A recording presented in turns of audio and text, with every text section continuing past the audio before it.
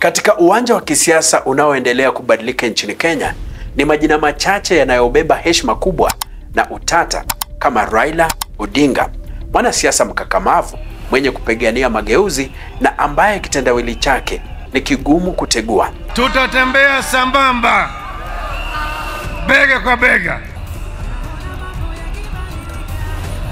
Safari yake ya kisiasa ikiashiria ustahimilivu, uasi na azma isiyotetereka ya kidemokrasia. Katiba ambayo mlipigania inaharibika. Zaidi ya miaka 30 katika siasa za Kenya, amesimama kama nguzo kuu, mtu mashuhuri ambaye ushawishi wake umeacha alama isiyofutika katika uwanja wa kisiasa nchini. Heshima kubwa sana ambayo hawa ndugu zangu wamenifanyia. Mwandishi wake wa wasifu kutoka Nigeria, Babafemi Badejo, alimchora kama fumbo katika siasa za Kenya. Jamii yake ya Waluo inashiriki hoja hii, ikimpa jina la Agwambo, mtu wa tabia isiyotabirika na mgumu kueleweka.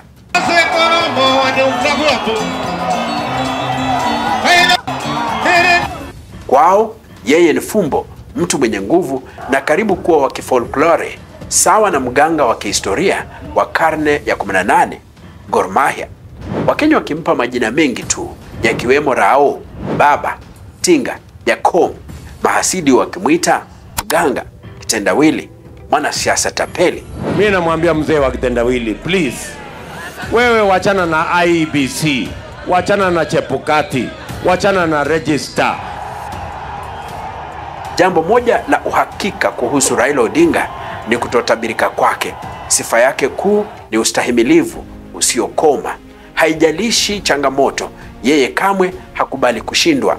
Hii ni historia ya kisiasa ya Raila Amolo Odinga.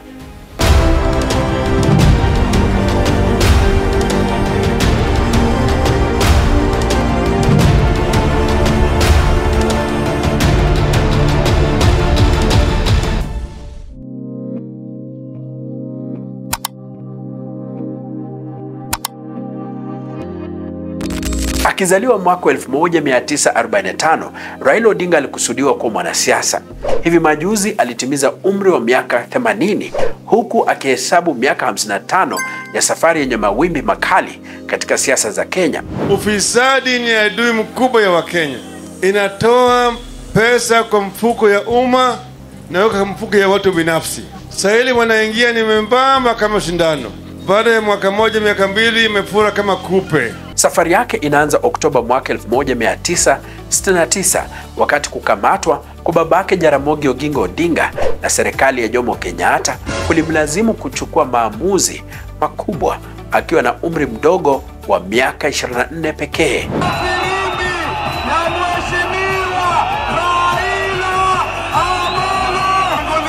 Raila amejitoa katika kivuli cha babake kwa muda mrefu sasa, akijijengea njia yake mwenyewe kwa uthabiti.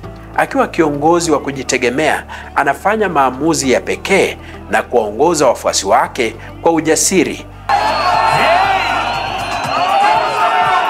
Katika uwanja wa kisiasa, ushawishi wake haubishaniwi, akiwa na wafuasi wengi ambao ni wachache tu wanaweza kushindana naye, si Kenya pekee, bali hata Afrika kwa ujumla.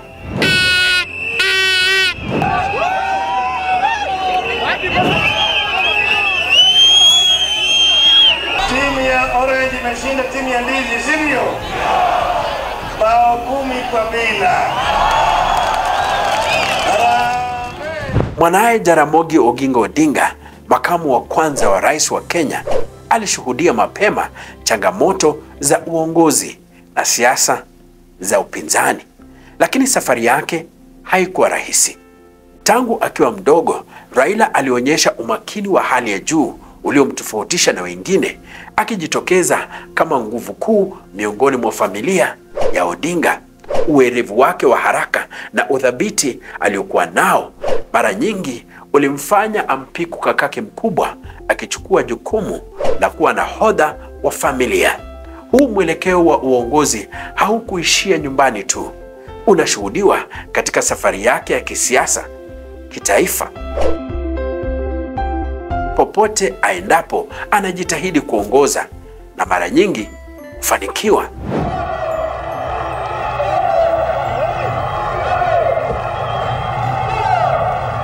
Katika miaka ya 80, msimamo wa Raila Odinga wa kumpinga Daniel Arap Moi na utawala wa chama kimoja cha KANU ulimfanya akamatwe na kuwekwa kizuizini bila kufunguliwa mashtaka kwa takriban muongo mmoja.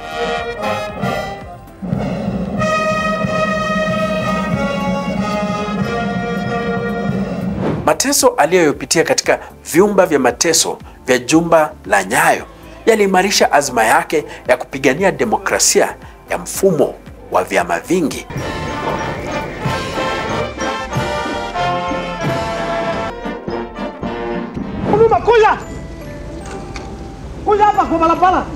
Baada ya jaribio la mapinduzi ya Agosti mwaka 1982, Raila Odinga alishtakiwa kwa ushiriki wake. Alikabiliwa na mashtaka ya uhaini na kufungwa kwa miaka 6 chini ya utawala wa Moi.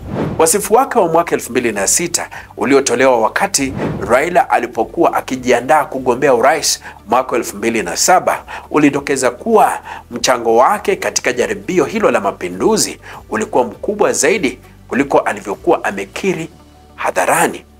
Safari yake iligubikwa na kifungo cha miaka 6 kwa mashtaka ya uhaini kati ya mwaka 1982 na 1988, kipindi ambacho mapambano ya mabadiliko ya kisiasa yalikuwa yamepamba moto. Ingawa aliachiliwa mnamo Juni mwaka 1989, alikamatwa tena mnamo Julai mwaka 1990 pamoja na Kenneth Matiba na Charles Rubia kwa kudai kurejeshwa kwa mfumo wa vyama vingi.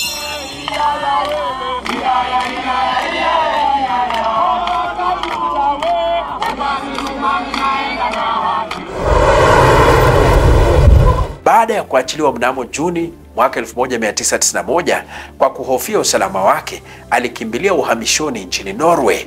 Mnamo Februari mwaka 1992, Raila alirejea nchini kwa kishindo na kujiunga na Forum for the Restoration of Democracy, FORD, chama kilichoasisiwa na babake Jaramogi Oginga Odinga pamoja na Kenneth Njindo Matiba. Hata hivyo, baadaye mwaka huo, mgawanyiko wa ndani kwa ndani na ushawishi wa chama tawala cha KANU ulisababisha FORD kupasuka vipande viwili: FORD Kenya chini ya Jaramogi na FORD asili chini ya Matiba. Kenneth Matiba is out in London for a medical treatment,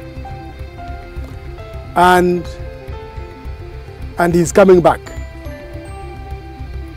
And the man who is leading FORD is Jaramogi Oginga Odinga. Jaramogi Odinga is slightly older than Kenneth Matiba. So you put into the head of Kenneth Matiba that it is time for Jaramogi Oginga Odinga to go where? Go home. So when he's coming, I'm younger and he is old and he has had his time. He needs to go away. So that's what was done. Kenneth Matiba was given that impression just by some statements. And secondly, they told him that, if he did not take his chance, then Mwai Kibaki was going to eclipse him. Matiba was taken in, but not absolutely, until the day when he came back. Absolutely no hesitation in saying that the day Mwai Kibaki formed the Democratic Party is a day that any democratic transition resulting in the leadership of any of us who was in that early stage of second liberation was taken away. Because I remember very well, we had gone with Paul Mwita to London to talk to Matiba, who was then recovering. And after great persuasion, Matiba had actually agreed to stand down for Jaramogi. And then out of the blue came this announcement from somebody Matiba called General Kigoya, announcing the formation of DP. And this got Matiba so annoyed. He said, if Kibaki is standing I am going to run for president. And it was single-minded. Kenneth Matiba wa Ford Asili na Oginga Odinga wa Ford Kenya na Mwai Kibaki wa DP walishindwa katika uchaguzi wa urais wa mwaka 1992 na Daniel Arap Moi wa KANU.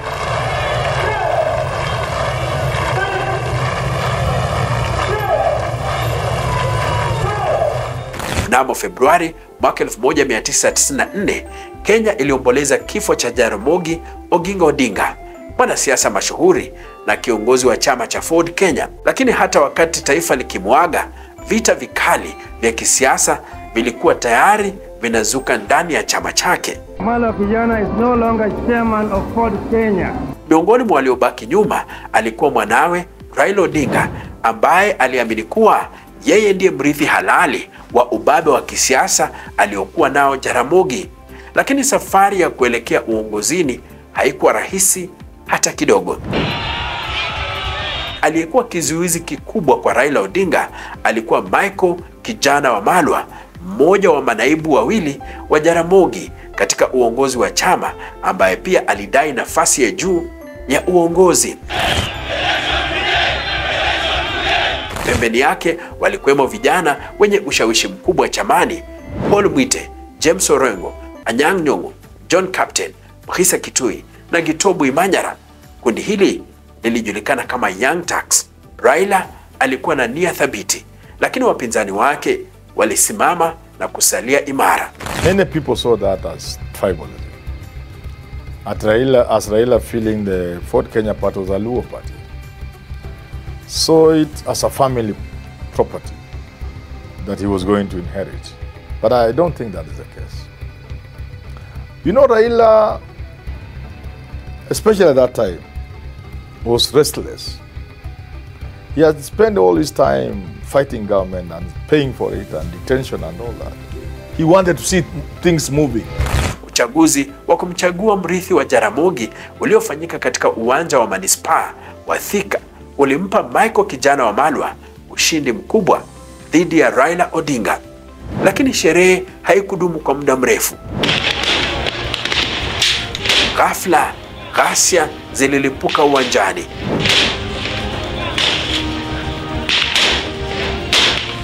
Hasira kali miongoni mwa wafuasi wa Raila ziligeuza uwanja kuwa kivumbi cha mapambano. Vurugu zilipozidi, viongozi wa kisiasa walitafuta hifadhi. Kushindwa? Hapana. Raila Odinga alikuwa anaanza tu. Wale waliodhani alikuwa amepigwa mwereka walikuwa na mshangao mkali ukiwasubiri. Kwa hatua ya ujasiri, alijiuzulu kutoka Ford Kenya na kung'atuka kwenye kiti chake cha ubunge wa Lang'ata. Time has come to change course. Kisha kwa hatua ya kushangaza alichukua usukani wa chama kisichojulikana, chama cha NDP, na kutangaza kuwa kiongozi wake. Akiwa amekabiliwa na vikwazo vingi, alifanikiwa kurejea kwenye kiti chake cha ubunge wa Lang'ata. Kurudi kwake kulikuwa kumekamilika. Mwana wa ndume alikuwa akiinuka na hakuna kilichoweza kumzuia. Safari yake ilikuwa imejaa mapambano, mengine makali, mengine machungu.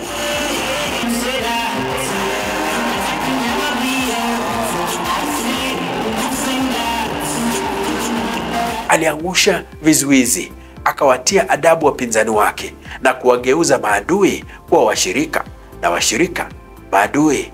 Lakini bado kulikuwa na dhamira moja ya mwisho.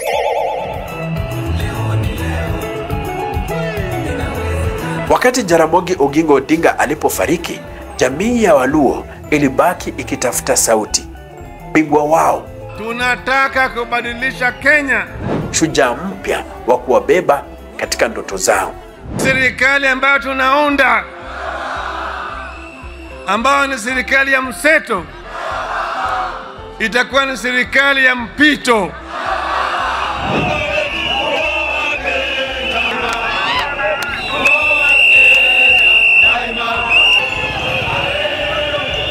Vita vya urithi wake havikupiganwa kwa mapanga, bali katika nyanja za akili, hotuba kali na mvuto wa moja kwa moja. Upande mmoja walikuwepo wasomi: James Orengo, Profesa Anyang' Nyong'o walizungumza lugha ya kidiplomasia, maneno yao yakiwa yamechongwa na elimu ya juu, mienendo yao ikiwa ya ustaarabu wa kitaaluma. Lakini roho ya kisiasa ya jamii ya Waluo haiamshwi na ufasaha wa maneno pekee. Inahitaji zaidi ya kumiliki Kiingereza, mavazi ya kisasa na ladha ya kifahari. Nataka Raila Amolo Odinga. Bali na uweledi wa kuzungumza, kiongozi wa jamii lazima awe na matendo na awe mtu wa kuwasukuma watu wake. Lazima tufunge barabara. Kama baba amesema tufunge, tutafunga. Kama amesema tufanye kazi, tutafanya. Mheshimiwa Raila Amolo, fungulia magari. Kwa watu wa jamii ya Waluo, kiongozi hachaguliwi kwa kalamu, bali kwa sauti ya umati.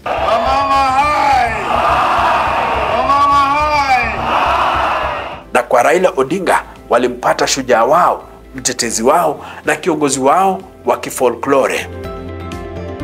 Ilipofika mwaka wa 1997, dhoruba ya kisiasa ilikuwa inakaribia Kisumu mashambani.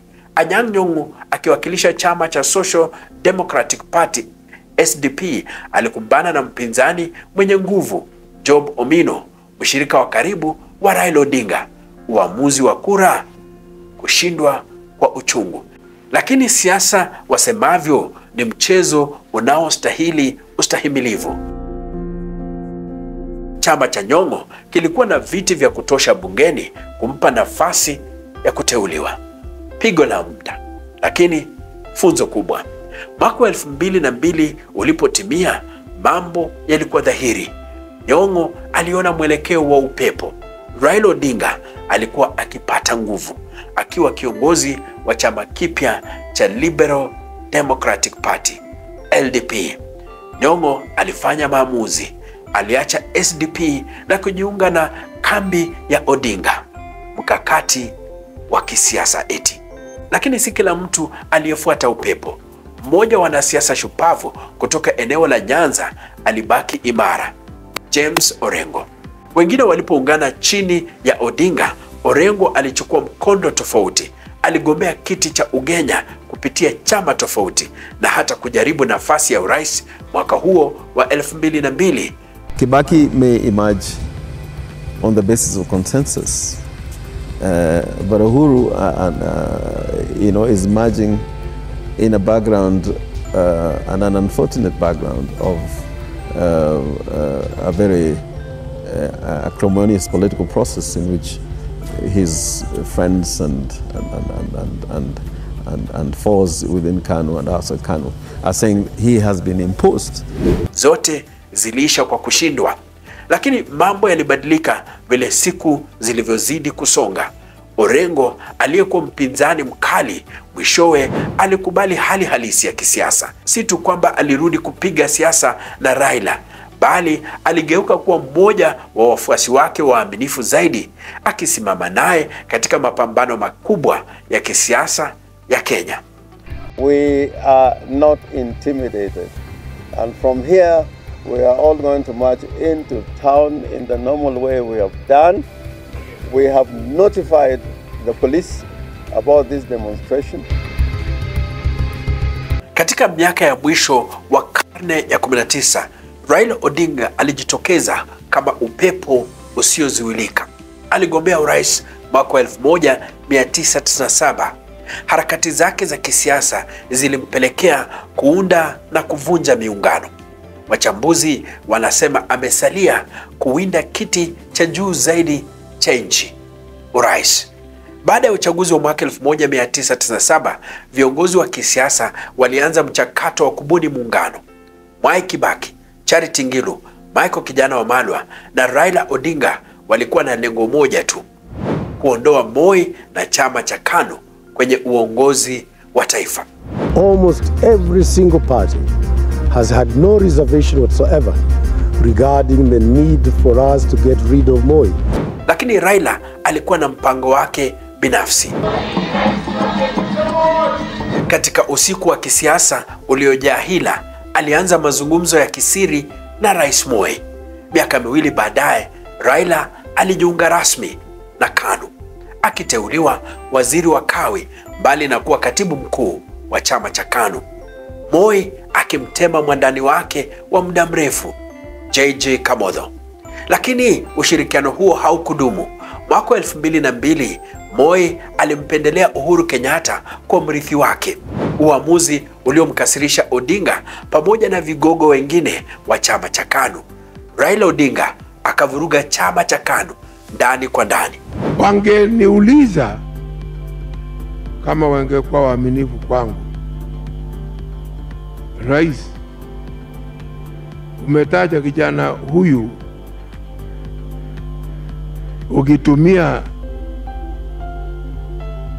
mambo gani kuwezesha arrive at that decision? Itakuwa ni kitendo cha usalata mkubwa kwetu kama viongozi kwenda Kasarani kule tukiwa kama tunajua matokeo ya Kasarani tayari yanajulikana. Akimkaidi Moi, Odinga aliongoza uhamaji mkubwa kutoka KANU, akapata hifadhi katika chama kisichojulikana, Liberal Democratic Party, LDP. Nyuma ya pazia, Odinga alikuwa akipanga mikakati ambayo wachache walitarajia. Mnamo Oktoba 14 mwaka 2002, Simeon Nyachae na Odinga waliafikia makubaliano katika hoteli ya Serena. Mmoja wao angewania urais, mwingine asaidie kuunda serikali. Lakini kile ambacho Nyachae hakujua alipokuwa akisaini makubaliano hayo siku hiyo hiyo ni kwamba Odinga tayari alikuwa ameafikia makubaliano mengine na Mwai Kibaki. Wakati Nyachae akibaki Serena, Raila alivuka hadi uwanja wa Uhuru kutangaza Kibaki kama mgombea wake wa urais.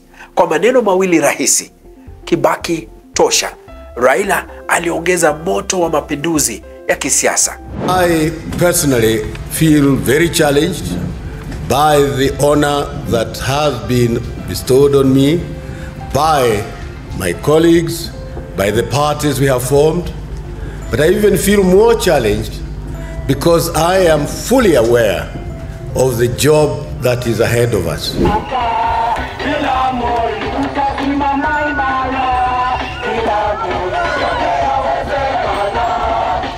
Upinzani ukajipanga upya, ukabadilika kutoka muungano wa kitaifa wa Kenya NK na kuwa nguvu mpya, muungano wa National Rainbow Coalition NARC. Captain na naibu wake walikuwa wamepata majeraha kwenye michezo, wameingia kwenye kiwanja kama tayari tumeshafunga bao 2 kwa yai.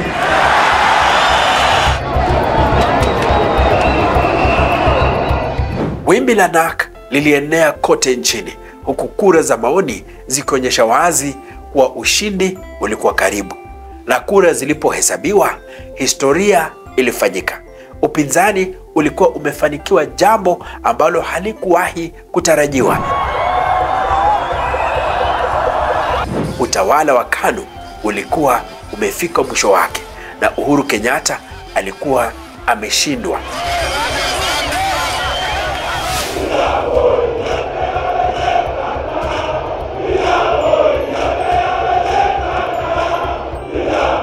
Mimi Mwai Kibaki naapa kwamba nitatenda kazi zangu za urais wa Jamhuri ya Kenya kwa uaminifu. Mwelekeo mpya ukachukua nafasi. Rais Kibaki akafichua baraza lake la kwanza la mawaziri. Miongoni mwa majina muhimu, Raila Odinga, mhandisi aliyegeuka mwanasiasa, sasa akiwa waziri wa barabara, akihitajika kujenga upya muundo mbinu ya Kenya. Taswira ilikuwa ya taifa iliyozaliwa upya. Upinzani hatimaye ulikuwa umechukua usukani na Kenya ilikuwa tayari kwa mabadiliko. Mwai Kibaki na Raila Odinga walikuwa bega kwa bega, washirika wa kisiasa waliogeuka kuwa mashujaa wa mageuzi. Lakini chini ya uso wa mambo, nyufa zilianza kujitokeza. Umoja wa NARC haukudumu kwa muda mrefu. Chini ya mwezi mmoja serikalini, Raila Odinga alikuwa na shauku. Uteuzi wake kama waziri wa barabara haukutosha. Alitaka zaidi, alitaka cheo cha waziri mkuu. The MOU was very clear, and I was in that night discussion where who will become the Prime Minister. And there was a fight between Saitoti and Raila Odinga. And it was so bad until Raila Odinga gave up and said, it's not about being a Prime Minister, it's about getting Moi out. And because that was the rallying call, everybody submitted to Raila Odinga being the nominee of LDP to be the Prime Minister. That secret deal was there. Now, the mistake we did as politicians and leaders for this country is the politics of deceit. We cheat each other. Kile ambacho kilipaswa kwa mpito laini wa utawala kiligeuka uwanja wa vita vya ubabe na tamaa. Mikutano ya baraza la mawaziri ikakuwa na mvutano. Mazungumzo yakakwama. Ndoto ya katiba mpya ikaelekea katika hatari. Kifo cha makamu wa rais Michael Kijana Wamalwa miezi 8 tu baada ya kuingia madarakani kilileta pengo kubwa lililozidisha migawanyiko. Lakini Raila Odinga hakuwa mtu wa kurudi nyuma. Kura ya maoni ya katiba ya mwaka 2005 ilimpa fursa kamili ya kujenga muungano mpya. Muungano ambao ungebadilisha mandhari ya kisiasa ya Kenya kwa miongo ijayo. Akiungana na Kalonzo Musyoka, Musalia Mudavadi, Uhuru Kenyatta, William Ruto na wengineo, Odinga alijitengenezea kikosi kipya thabiti. Kura ya maoni haikuhusu tu katiba, ilitengeneza jukwaa la dhoruba ya kisiasa ambayo ilichora taswira ya uchaguzi wa urais wa mwaka 2007. Timu ya chungwa ilishinda kura ya maoni. Wakenya wakakataa rasimu ya katiba. Akikabiliwa na shinikizo kubwa ndani ya serikali, Rais Mwai Kibaki alichukua hatua madhubuti. Alifanyia baraza lake la mawaziri mabadiliko makubwa, akimleta Simeon Nyachae na washirika wake, hatua ya kimkakati ya kusawazisha ushawishi Odinga alikuwa nao hasa ndani ya bunge. We are going to support the candidature of President Kibaki for his second term. Uchaguzi wa mwaka 2007 ulipokaribia, chama cha Orange Democratic Movement ama chama cha chungwa ODM kilikusanya nguvu zake. Muungano wa vigogo wa kisiasa waliodhamiria kupambana na mfumo uliopo. Lakini si wote waliosalia kwenye safari hiyo. Uhuru Kenyatta aliyekuwa sehemu ya muungano huo alijiondoa mwaka 2006 na kuunga mkono kampeni ya urais ya Mwai Kibaki ya kutetea kiti chake.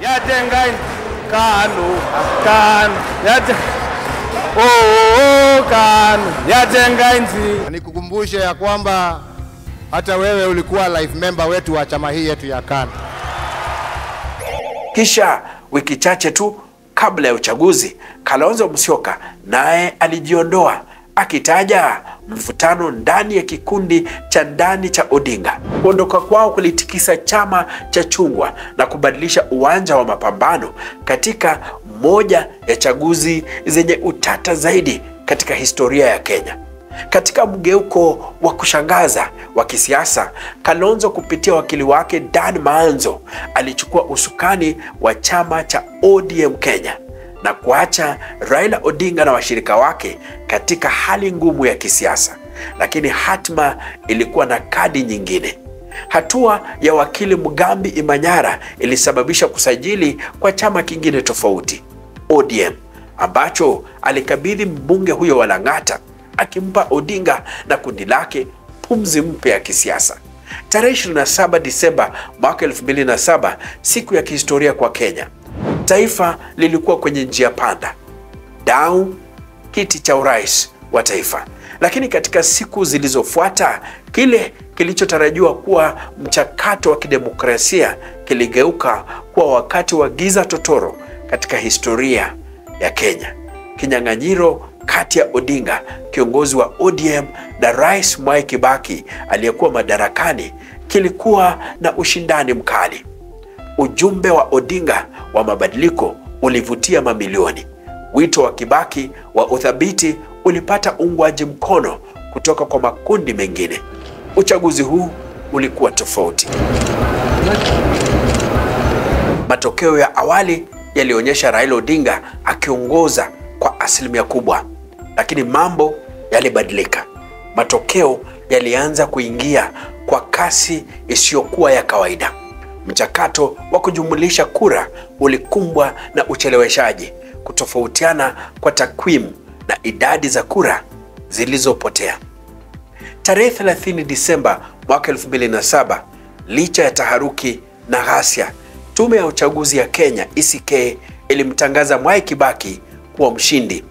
Ndani ya dakika chache, huku jua likianza kutua, sherehe ya kuapishwa kwa Mwai Kibaki ilifanyika kwa haraka katika ikulu ya Nairobi. Nitaihifadhi, nitailinda na kuitetea katiba ya Kenya. Upinzani ulilalamika vikali. Kilichofuata, tanda belua. Kote nchini, maandamano yaligeuka kuwa machafuko. Mvutano wa kikabila ulizidi. Majirani waligeukiana. Polisi walikabiliana na waandamanaji kwa nguvu. Zaidi ya watu 1100 walipoteza maisha, huku 600,000 wakifurushwa makwao. Wakati Kenya ilipokuwa ukingoni mwa kusambaratika, dunia ilitambua hali hiyo. Umoja wa Afrika kupitia kwa katibu mkuu wa zamani wa Umoja wa Mataifa Kofi Annan iliingilia kati. Majuma ya mazungumzo yakafuata. Baada ya mazungumzo magumu, makubaliano yaliafikiwa. Serikali mahuluti ikaundwa. Salamu ya kihistoria ilithibitisha maridhiano. Kwa mara ya pili katika historia ya Kenya, nchi ikawa na waziri mkuu. Raila Odinga akachukua wadhifa huo akishiriki mamlaka na mpinzani wake wa zamani, Rais Mwai Kibaki. Lakini majeraha ya mwaka 2007 yalikuwa bado wazi, na serikali ya muungano ilikabiliwa na changamoto tangu mwanzo. Makubaliano ya kitaifa yalizuia Kenya isizame zaidi katika umwagikaji damu, lakini pia yalionyesha mpasuko mkubwa uliokuwepo katika jamii. Ilikuwa suluhisho la muda tu kwa tatizo sugu. Umoja ndani ya serikali ulikuwa rahisi kusema kuliko kutekeleza. Mivutano ilizuka kuhusu uteuzi wa mawaziri muhimu. Maamuzi yalicheleweshwa na uhasama wa kisiasa ukaendelea. Sasa sisi tuko ndani ya serikali. Waziri mkuu hana habari. Hata rais kesa atakwenda kupeana district pale, anapeana tu peke yake. Waziri mkuu anakuja kwa sherehe kubwa kama na hii ya serikali, PC hakuna. Unaambia PC ameenda Nairobi. Kama Kibaki alikuwa anakuja hapa, PC angeweza kwanza kuja kwa hapa, na angewekewa sana namna hii bila hata choo. Angewekewa alafu na nusu kapeti namna hii, nusu mkeka. Ilionekana kama ndoa ya shaka. Kibaki na Raila walilazimika kushirikiana, lakini kutoaminiana kulifanya utawala kuwa mgumu. Mtihani mkubwa ulijitokeza mwaka 2010 wakati viongozi hao wawili walipotofautiana kuhusu kusimamishwa kazi kwa mawaziri waliotuhumiwa kwa ufisadi. Licha ya changamoto za ndani, serikali mahuluti ilipiga hatua kubwa. Katiba ya mwaka 2010 ikiwa marekebisho makubwa ya kisheria ilipitishwa, ikileta ugatuzi wa mamlaka na kuunda mfumo mpya wa utawala. Uchumi wa Kenya ulianza kuimarika, miradi mikubwa ya miundombinu ilizinduliwa na mageuzi muhimu ya mahakama yakatekelezwa. Hata hivyo, makovu ya mwaka 2007 yalibaki. Mahakama ya Kimataifa ya Uhalifu ICC ilishtaki watu 6 mashuhuri wakiwemo William Ruto na Uhuru Kenyatta kwa uhalifu dhidi ya binadamu. Kesi hizi ziliongeza mgawanyiko zaidi, huku baadhi ya watu wakilaumu mahakama kwa upendeleo. Ifikapo mwaka 2013, serikali ya muungano ilikuwa imemaliza muda wake. Uchaguzi mpya ulikuwa umekaribia, ambapo Uhuru Kenyatta na William Ruto waliunda muungano wa Jubilee, huku Raila Odinga na Kalonzo Musyoka wakigombea urais kupitia muungano wa CORD. These elections can only be compared with the elections of 1963, which brought independence to our country. Licha ya kampeni kali, Odinga alishindwa na Uhuru Kenyatta. Akidai udanganyifu katika shughuli ya uchaguzi, Odinga alipinga matokeo hayo mahakamani, lakini mahakama ya juu ilithibitisha ushindi wa Kenyatta. Akikubali uamuzi wa mahakama, waziri mkuu wa zamani aligeuka kuwa mkosoaji mkuu wa Kenyatta. Alikosoa utawala wa Jubilee kwa kushindwa kudhibiti ufisadi, ubadhirifu wa mali ya umma, ukabila, matumizi mabaya ya mamlaka na ongezeko la deni la kitaifa.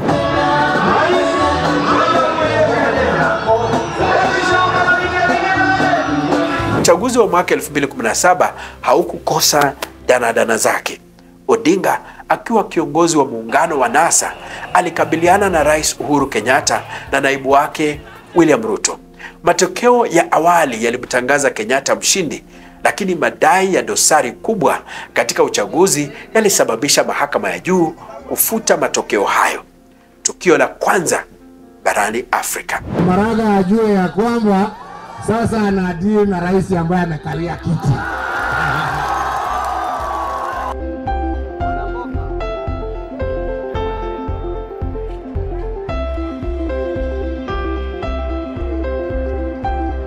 Akitaja ukosefu wa mageuzi ya uchaguzi, Odinga alijiondoa kwenye marudio ya uchaguzi, hatua iliyomwezesha Kenyatta kushinda kwa urahisi. Hata hivyo, mvutano uliendelea, ukifikia kilele chake Januari 30 mwaka 2018, ambapo Odinga alijiapisha kama rais wa wananchi.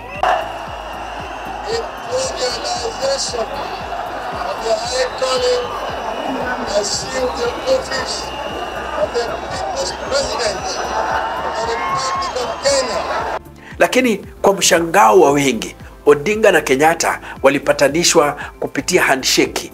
Hatua hii ililenga kuunganisha taifa, lakini ilimwacha Ruto akiwa mpweke ndani ya serikali. Handshake ilisababisha mpango wa Building Bridges Initiative BBI, ambao ulilenga kurekebisha katiba ili kushughulikia changamoto za kitaifa. Wapinzani wa BBI wakiongozwa na naibu wa rais William Ruto walisema mpango huo ulibuniwa kuwapa watu kadhaa vyeo serikalini. This process must not address the divide between the politicians only. It must address the divide, the huge divide between the haves and the have-nots. Hata hivyo, mnamo mwaka 2022, mahakama ya juu ilitangaza BBI kuwa kinyume cha katiba. Uchaguzi wa mwaka 2022 ulimweka Ruto na Odinga kama wagombea wakuu. Ruto alishinda, lakini Odinga alipinga matokeo hayo, akidai udanganyifu wa uchaguzi. Mahakama ya juu ilitupilia mbali kesi yake na Odinga akakubali matokeo shingo upande. Ruto must go. Ruto must go. Tumesema tunataka mabadiliko. Mnamo Machi tarehe 7 mwaka 2025, Ruto na Odinga walitia saini makubaliano ya kushirikiana katika sera za serikali. Wengine waliona kuwa huu ulikuwa mkakati wa kuzima upinzani. Safari ya Raila Odinga kutoka mwaka 1992 hadi mwaka 2025 inaonyesha siasa za Kenya, michuano, mapambano na mageuzi yasiyo na mwisho.